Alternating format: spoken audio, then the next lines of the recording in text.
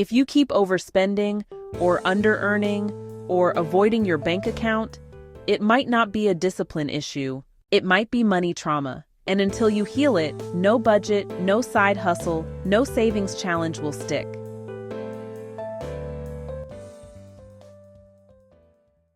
So what exactly is money trauma? It's a term we're hearing more often, and for good reason. It's not just about experiencing extreme poverty or a catastrophic financial loss, though it certainly includes those things. More often, it's a quieter, more insidious wound. Think of it as the emotional and physiological residue left behind by stressful financial events. It's the invisible weight that shapes your reactions to money, often without you even realizing it. This isn't a character flaw or a sign of being bad with money. It's a deeply ingrained protective response that your nervous system developed to help you survive. The roots of money trauma can be traced back to experiences that made you feel unsafe, unstable, or ashamed around finances. It could be the constant echo of, "We can't afford that," throughout your childhood, a phrase that teaches you to expect scarcity and limit your own aspirations. It might be the memory of watching your parents' shoulders tense up whenever bills arrived, their hushed, anxious arguments filling the house with a fear that you absorbed, linking money directly to conflict and anxiety. For many, it's more acute. It's the profound instability of an eviction, the sudden loss of a job, or the crushing weight of inescapable debt. It can also stem from financial betrayal in a relationship, where trust is broken and your sense of security is shattered. Or it could be the humiliation of being shamed for needing help, whether from family or institutions, which teaches you that it's not safe to be vulnerable. These experiences lodge themselves in your nervous system, creating automatic survival responses. This is where we see the classic fight, flight, freeze, or fawn reactions show up in our financial lives. Fight might look like chronic arguing with a partner about spending. Flight is financial avoidance, never opening your bank statements or letting bills pile up unopened. Freeze is that feeling of paralysis when you need to make a money decision, so you do nothing at all. And fawn can manifest as overgiving or people-pleasing with money, often to your own detriment. Recognizing this is the first, most powerful step toward healing. Your financial behaviors aren't random. They are signals. They are clues pointing back to an original wound that your body is still trying to protect you from. This is not a story about weakness.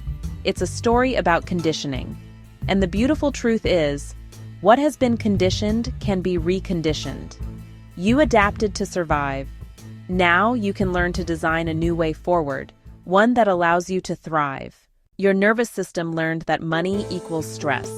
So now, even when you earn more, your body still reacts like you're in danger. You might avoid checking your account, overspend when anxious, feel guilt when you make money, undercharge for your skills, stay in survival mode even when stable. This isn't weakness, it's conditioning. When you're a single mom, survival mode feels responsible. Hypervigilance, overworking, constant stress. But survival mode isn't the same as stability. And you can't build wealth from a dysregulated nervous system. Before we can change our financial future, we have to understand our financial past. This is the most crucial and often overlooked step: awareness. It's about gently uncovering the invisible script that has been directing your financial life without your permission. This script is your money story.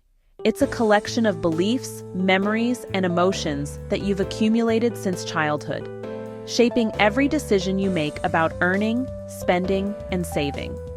For many of us, especially single mothers navigating immense pressure, this story is rooted in trauma, in moments of scarcity, instability, or shame that taught our nervous system that money is a threat. But here's the empowering truth: you are the author of your life. And any story that has been written can be rewritten. This process isn't about blame or judgment.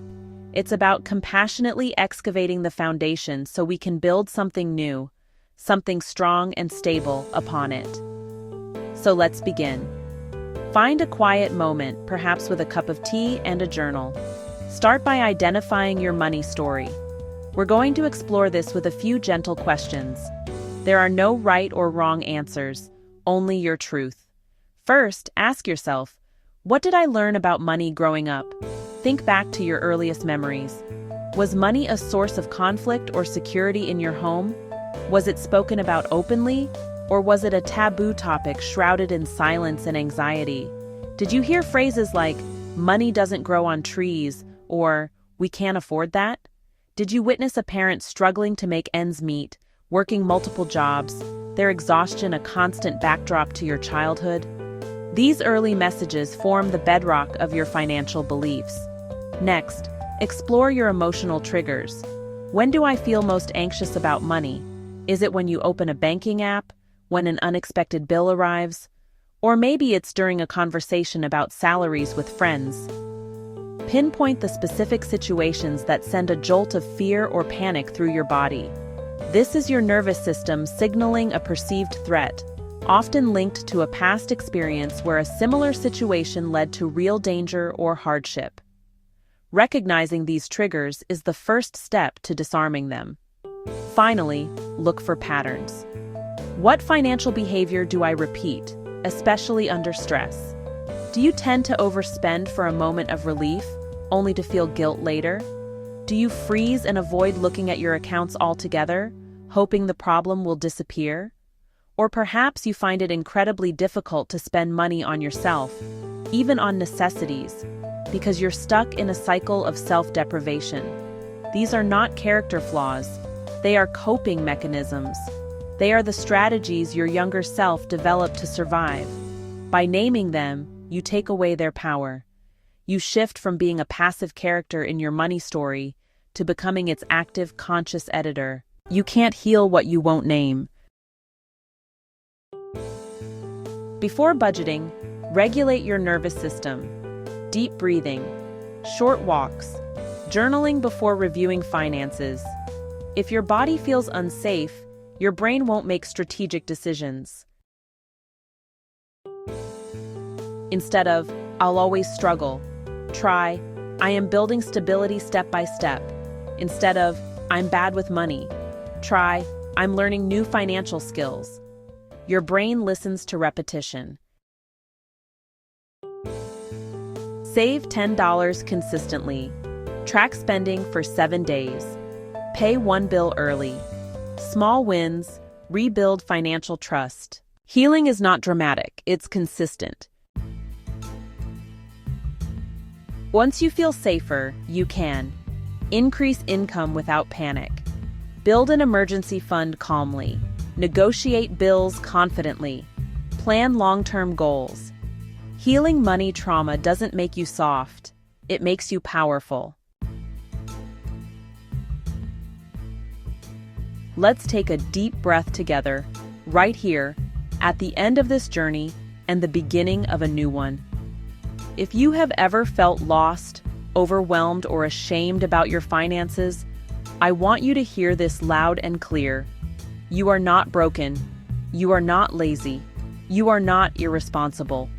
For years, maybe even decades, you have been operating in survival mode. Every decision, every reaction, every moment of panic or avoidance was your nervous system doing exactly what it was designed to do: protect you in the face of perceived threats. That instinct to overspend after a period of intense restriction, that was your body seeking relief, a moment of safety and reward after feeling deprived. That paralysis when you tried to look at your bank account, that was your system freezing to avoid the pain it associated with financial scarcity. That deep-seated guilt you feel after earning a significant amount of money, that was a learned response, a fear that having more will somehow lead to losing more, or that you are not worthy of abundance. These are not character flaws. They are battle scars. They are the echoes of a past where you had to be hyper-vigilant, resourceful, and resilient just to make it to the next day. You adapted to survive. You did what you had to do with the tools and emotional capacity you had at the time.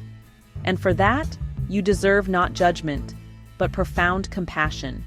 But survival is not the end of your story. It is the foundation upon which you get to build something new, something different, something that feels less like a constant battle and more like a deliberate, conscious creation.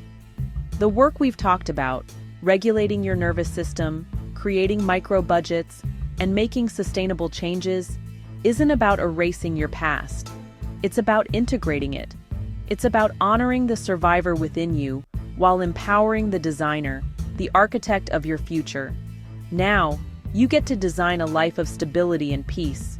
You get to build a financial reality that supports your well-being, not one that constantly threatens it. You get to move from a place of reaction to a place of intention. This is the shift. This is where you reclaim your power. It's the moment you decide that your past conditioning no longer gets to write your future story. This journey from survival to thriving is not a solitary one. It is a collective rising.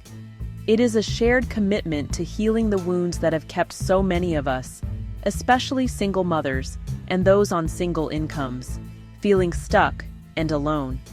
It's about choosing a new set of beliefs, that you are worthy of wealth, that you are capable of managing money with ease, and that financial peace is your birthright. It's about choosing strategy over shame. It's about choosing regulation over reaction. It's about choosing community over isolation. This is more than just a mindset shift. It's a profound transformation that starts from the inside out. It's a promise you make to yourself that you will no longer be defined by debt, by anxiety, or by the limiting beliefs passed down through generations. You are choosing to become the one who breaks the cycle. If you are ready to make that choice, to step out of the shadows of shame and into the light of strategy and self-compassion, I invite you to declare it. Comment "healing" below this video. Let it be your digital flag in the ground, a signal to yourself and to this community that you are choosing a new path forward. By typing that one word, you are affirming your commitment to this work. You are saying yes to a future where you are in control. If you're ready for the next practical step, you can also follow our page for daily guidance or download the free First Steps to Financial Calm worksheet, linked in the description. This is your invitation to continue the journey. Because true, lasting financial stability begins in the quiet sanctuary of your own nervous system, not just in the cold, hard numbers of a spreadsheet. Your healing starts now,